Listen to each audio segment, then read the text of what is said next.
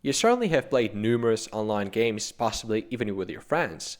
But have you ever wondered how exactly real-time communication between actors can be implemented? Moreover, how can we fulfill the requirement not to spend a single dollar? The most basic way to send data between players involves using a server. Whenever player A moves, it sends certain data about the action to the server. Then player B has to somehow retrieve that information. But you can probably imagine that retrieving the position on every tick is an egregious solution. Remember that a server cannot send anything to the client. For that reason, most projects leverage a combination of interpolation and prediction. But what is a server? The answer is that it can be any computer that can accept requests and respond to them, even the computer you're currently watching this video on. But if you wanted to use your device to serve clients, you'd need to ideally set up static IP, which costs money. Buying a dedicated server online is also an option. However, it doesn't satisfy our main requirement. You can name 50 more approaches, but chances are, in one way or another, you will end up spending money.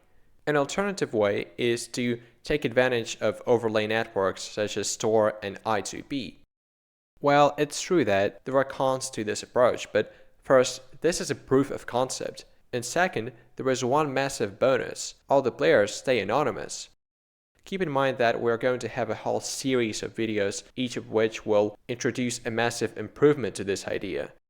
In the following steps, I will assume you're using the I2PD router for I2P.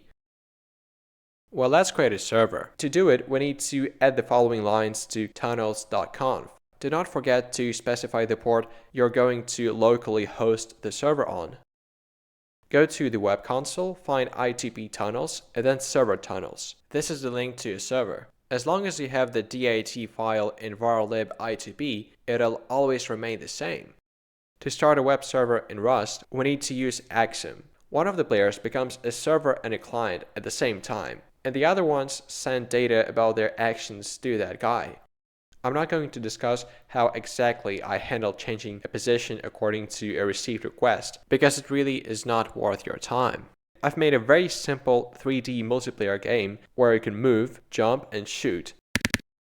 Let's connect a flunky to test if the system works, and sure enough, it does. Predictably, the most noticeable issue is the delay between pressing a key and seeing the guy move on the screen of another player. Also, have you noticed that the host cannot be seen by the player we have connected? The main reason I have not implemented this is very simple. Since the server cannot directly send information about someone moving to the client, every player needs to constantly retrieve it, which is obviously just horrible. In the next video, we're going to improve the logic in a way that'll make the performance significantly better. And of course, we will allow players to see each other.